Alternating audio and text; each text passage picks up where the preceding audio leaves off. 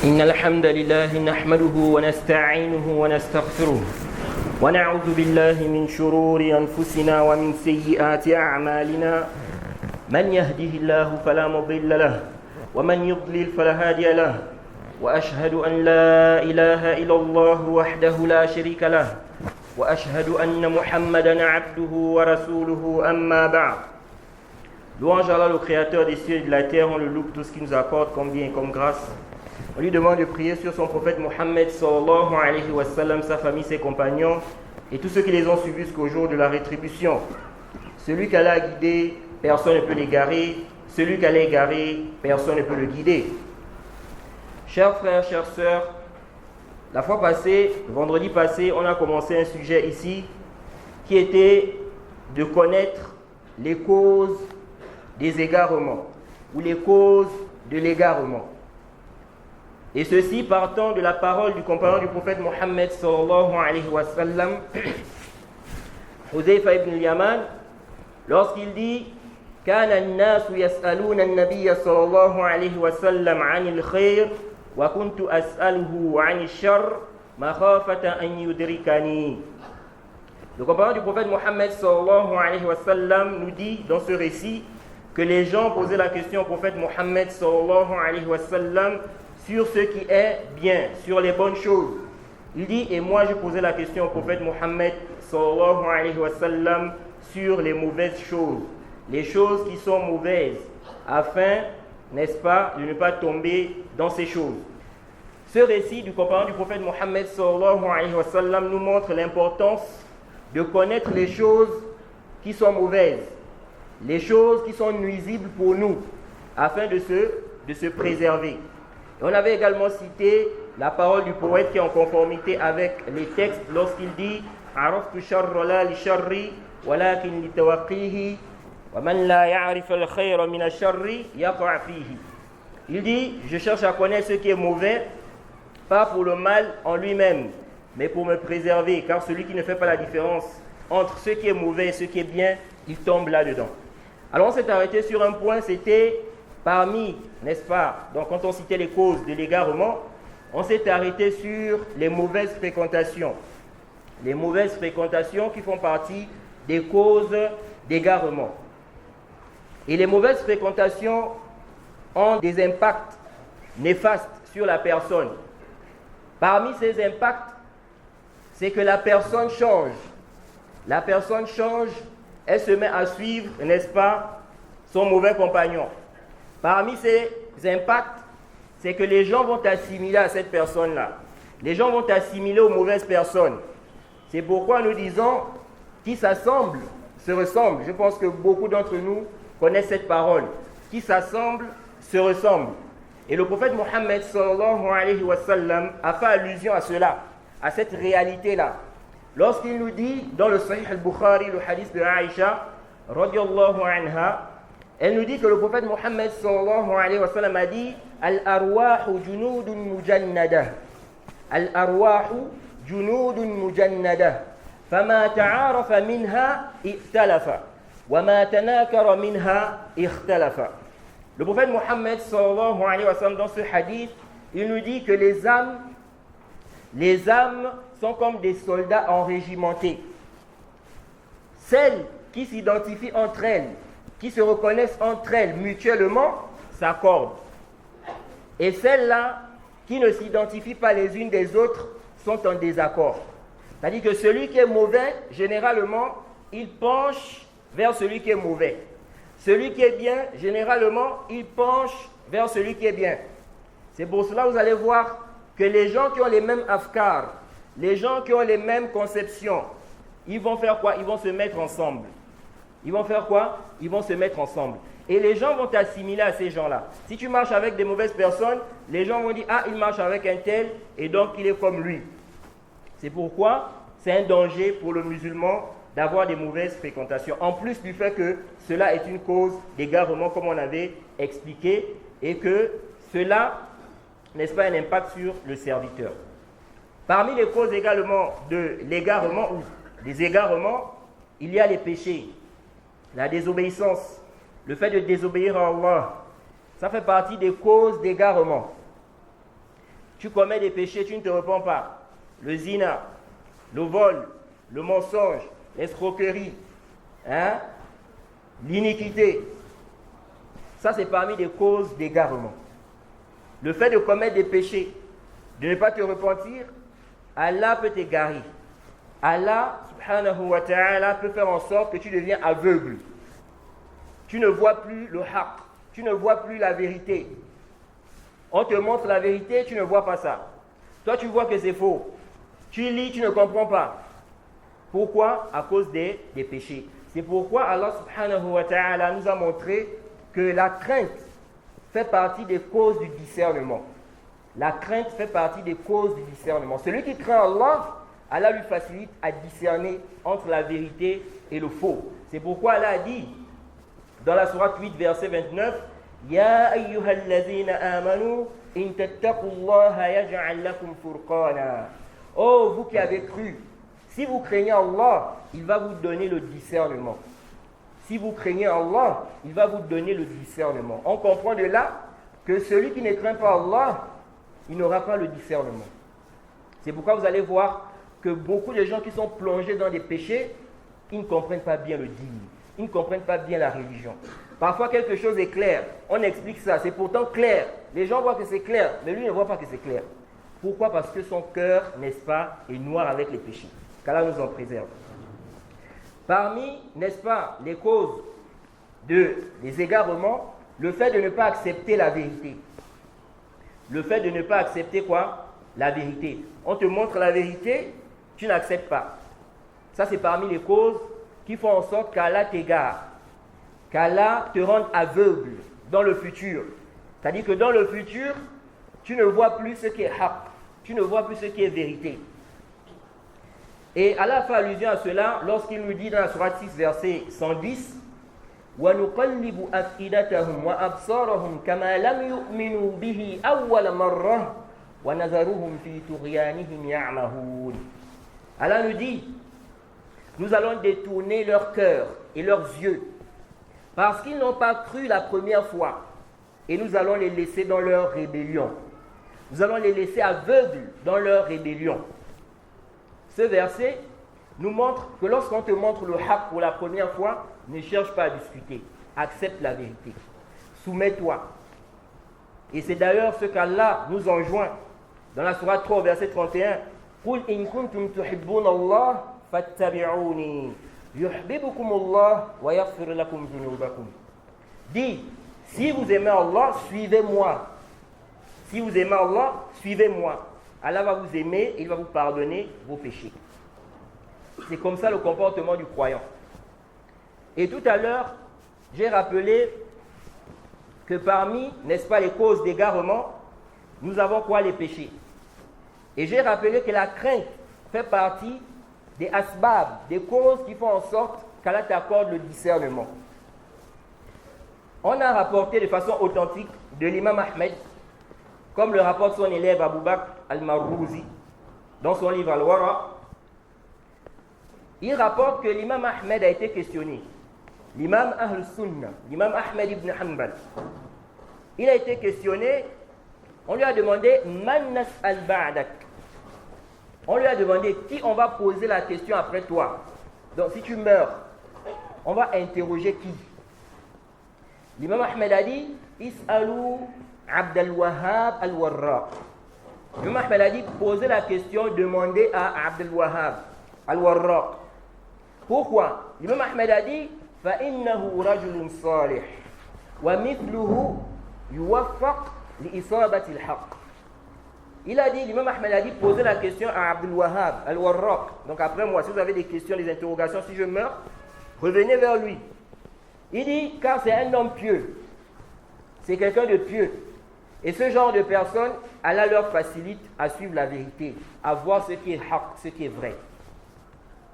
Le musulman doit faire des efforts afin de faire quoi? Afin de craindre son Seigneur.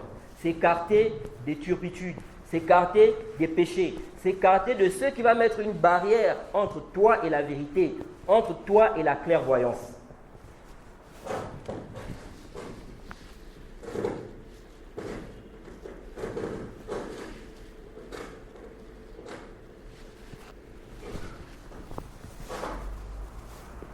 Chers frères, chères sœurs, craignons Allah. Craignons Allah dans ce que nous faisons, dans ce que nous disons. Cette vie n'est rien. Tôt ou tard, on va partir. Tôt ou tard, on va partir. Ceux qui sont morts ne nous ont dévancés que de quelque temps. On va tous partir. Peu importe la raison, peu importe le moment, on va partir. On doit donc se préparer. Et pour se préparer, ça demande des efforts. Le paradis n'est pas quelque chose que tu vas avoir comme ça simplement. Il faut faire des efforts dans les adorations, dans le fait de s'écarter des péchés, de la désobéissance. Car si le serviteur néglige ce qu'Allah a exigé, il va regretter. Il va regretter. Comme vous le savez, la semaine prochaine, vendredi prochain, c'est le Eid, c'est la fête. Et il est important pour nous en tant que musulmans de connaître comment nous devons nous comporter le jour du Eid. Nous allons, bi'iznillahi ta'ala, essayer de résumer quelques comportements à avoir le jour du Eid. Parce que le milieu ne nous permet pas de détailler beaucoup de choses. Alors, le jour du Eid, parmi les comportements qu'il faut avoir, le fait de s'embellir. Le fait de quoi? De s'embellir. Comme c'est venu dans le Sahih al-Bukhari, le hadith d'Ibn Omar, il dit que Omar ibn al-Khattab akhadha jubbatan min istabraq tuba' fi souq. Il dit que Omar, donc Ibn Omar nous dit que son père, Omar, il a pris un vêtement, comme un manteau, en soie, qu'on vend au marché. Et il a emmené ça au prophète Mohammed sallallahu alayhi wa sallam. Il a dit, Ya Rasulallah, ô messager d'Allah, ibta' hadihi, tajammal biha lil'id. Il lui a dit, prends ceci, achète cela, et embellis-toi le jour de Eid avec. Et le prophète Mohammed sallallahu alayhi wa sallam lui a fait comprendre que ce vêtement était un vêtement de soie. Et donc que ce n'est pas autorisé, ce n'est pas permis. Ce qui nous intéresse dans ce récit, c'est que Omar a dit au prophète de s'embellir le jour de Eid. Et le prophète n'a pas reprimandé cela. Ce que le prophète a reprimandé, c'est le vêtement en question.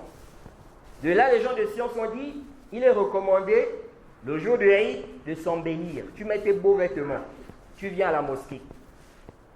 Lorsque tu arrives à la mosquée, le asl, la base, la sunna, c'est qu'on prie dans la musalla. Ce n'est pas dans la masjid. Ça, c'est le asl, ça, c'est la base. Le prophète Mohammed sallallahu alayhi wa sallam priait, n'est-ce pas, dans la musalla. Tu arrives dans la musalla, si on prie dans les mosquées, c'est s'il y a un udhr, s'il y a une excuse. Peut-être, n'est-ce pas, on n'a pas un endroit pour prier qui peut rassembler les musulmans, ou bien des cas où peut-être il y a la pluie, n'est-ce pas? Sinon, à la base, on prie dans la musalla. Un endroit espacé, libre, les musulmans se retrouvent, ils prient là. Et ce n'est pas aussi quelque chose de recommandé qu'il y ait plusieurs musallayat. La base, c'est que les musulmans se retrouvent tous. Tu arrives, aujourd'hui, généralement ici au Gabon, on prie plus dans les mosquées. Quand tu arrives à la mosquée, tu ne t'assois pas avant de faire 2 rak'at. Comme le prophète Mohammed sallallahu alayhi wa sallam a dit, dans le hadith d'Abi Qatada rapporté par Al-Bukhari et Muslim, إذا دخل أحدكم المسجد فلا يجلس حتى يصلي ركعتين. Tu fais tes 2 rak'at. Ensuite tu t'assois, tu attends l'imam. Tu fais les takbirat. Et les takbirat, tu fais ça individuellement. On ne fait pas ça en groupe. Rien n'a été rapporté du prophète Mohammed sallallahu alayhi wa sallam concernant la manière de faire les takbirat. Concernant les takbirat. Ce qu'on rapporte, qui est authentique, on rapporte cela de certains compagnons. Mais du prophète Mohammed sallallahu alayhi wa sallam, rien n'a été rapporté à ce sujet. Donc tu fais les takbirat. Allahu Akbar, ce qui est connu, n'est-ce pas, rapporté par Ibn Mas'ud. Allahu Akbar, la ilaha illallah, wallahu akbar, walillahi alhamd. Et ça, on ne fait pas ça aussi, comme je l'ai dit, on ne fait pas ça en groupe avec une seule voix. Chacun fait de son côté. Chacun fait de son côté. Si les voix coïncident, ça coïncidait comme ça. Mais on ne cherche pas à faire ça ensemble. De même aussi, on ne fait pas ça avec tajwid ou bien chantonner, comme beaucoup font. On ne fait pas ça. Après, on va faire les takbirot. Si l'imam vient, qu'est-ce qu'il fait? La première chose que l'imam fait, c'est la prière. Comme c'est venu dans le hadith rapporté par l'imam al-Bukhari, فَأَوَّلُ شَيْءٍ, le compagnon du prophète Abu Sa'id al-Khudri, il dit فَأَوَّلُ شَيْءٍ يَبْدَأُ بِهِ الصَّلَاةِ. Il dit la première chose que le prophète faisait quand il venait pour le Eid, la première chose c'est la prière. Ce n'est pas la khutbah. Ici au Gabon, à un moment, on avait une fitna, certains imams qui faisaient la khutbah, après ils faisaient la prière. Maintenant, je ne sais pas si ça a vraiment changé, mais la sunna, c'est de faire quoi? C'est de faire la prière d'abord, après la prière, maintenant on fait la khutbah. Donc, l'imam vient, l'imam va faire la khutbah, après on va faire la khutbah, c'est une seule khutbah, ce n'est pas deux. Donc il n'y a pas l'assise qu'on va faire comme on fait pour la prière du Jumu'ah. L'imam va faire la khutbah, ensuite il va s'asseoir, après il va se relever. Non, c'est une seule khutbah, parce qu'à la base même, la prière de Eid, ça se faisait où? Ça se faisait à Musalla, donc à l'air libre. Et le prophète n'amenait pas le mimbar là-bas. Vous voyez? Le prophète faisait la khutbah comme ça, sans mimbar. Donc il n'y avait pas d'assise. S'il n'y a pas le mimbar, le prophète va s'asseoir où? Donc il faisait la khutbah, c'est une seule khutbah, ce n'est pas deux. Après, n'est-ce pas, la prière qu'on effectue, l'imam va faire la khutbah. La khutbah que l'imam va faire n'est pas obligatoire, c'est-à-dire il n'est pas obligatoire d'assister à cette khutbah-là. Celui qui veut assister, c'est bien. Celui qui veut aussi, il peut partir. Et quand on effectue la prière, comme vous le savez, c'est 7 takbirot. 7 takbirot dans la première raka et 5 takbirot, n'est-ce pas, dans la deuxième raka. Est-ce qu'on lève les mains, on ne lève pas les mains? Les savants ont débattu par rapport à cela. Le premier takbir, ça on lève les mains, par consensus des savants. Le takbir d'ouverture, ça là on lève les mains, par consensus des savants. Il n'y a pas de divergence là-dessus. Maintenant les savants ont divergé. Les autres takbirot que l'imam va faire là, est-ce qu'on lève les mains ou bien on ne lève pas les mains? Donc après le premier takbir, c'est fini. Tu prends la main droite, tu mets sur la main gauche. Les autres takbirot là, tu ne fais plus quoi? Tu ne lèves plus les mains. Certains savants ont dit on lève les mains, d'autres savants ont dit on ne lève pas les mains. Ce qui est plus proche, n'est-ce pas, par rapport aux preuves, c'est qu'on ne lève pas les mains. On lève les mains pour le tout premier takbir. Les autres takbirot là, on n'a pas un dalil, on n'a pas un texte qui justifie que le prophète levait les mains dans ces takbirot là. Faire l'analogie avec les prières obligatoires, ce n'est pas juste. Je dis que comme dans les prières obligatoires, on lève les mains quand on est debout là-bas, le premier takbir, donc ici, s'il faut lever les mains, non. Parce que dans les prières obligatoires, on ne fait pas plusieurs takbirot debout. Donc on ne va pas faire cette analogie-là. Non, le premier takbir, oui. Mais ça, c'est le takbir d'ouverture pour toutes les prières. Donc ici, on lève les mains. Maintenant, les autres takbirot là, il faut une preuve qui justifie cela. S'il n'y a pas de preuve, on ne fait pas cela. En plus de ça, je rappelle aussi un point que beaucoup, n'est-ce pas, ignorent ou bien semblent ignorer, c'est que lever les mains là, dans les takbirot là, ce n'est même pas obligatoire. Ce n'est pas quoi? Ce n'est pas obligatoire. Ça veut dire que celui qui ne lève pas les mains, il n'a pas de problème, il n'a pas de péché. Mais c'est préférable. De même aussi les takbirot qu'on fait après le premier takbir là, après le takbirot l'ihram. Les takbirot qu'on va faire après là, ce n'est pas aussi obligatoire. Ça veut dire que si l'imam oublie ça, comme on m'a dit un imam qui avait oublié ça, ici à Libreville, si l'imam oublie par exemple les takbirot, de faire les takbirot là, la prière est valide, il n'y a pas de problème. Mais ces takbirot là ne sont pas quoi? Obligatoires. Et Ibn Qudama dans le Mourni, il a rappelé, n'est-ce pas, que ce n'est pas obligatoire si la personne délaisse ça par erreur ou même volontairement, que ça n'influence pas sur la validité de la prière. Il a dit qu'il ne connaît aucune divergence des savants sur cela. On s'arrête ici, on demande qu'Allah nous facilite, qu'Allah nous accorde la compréhension de sa religion. Wa subhanaka Allahumma wa bihamdik wa ashhadu an la ilaha illa anta astaghfiruka wa atubu ilayk.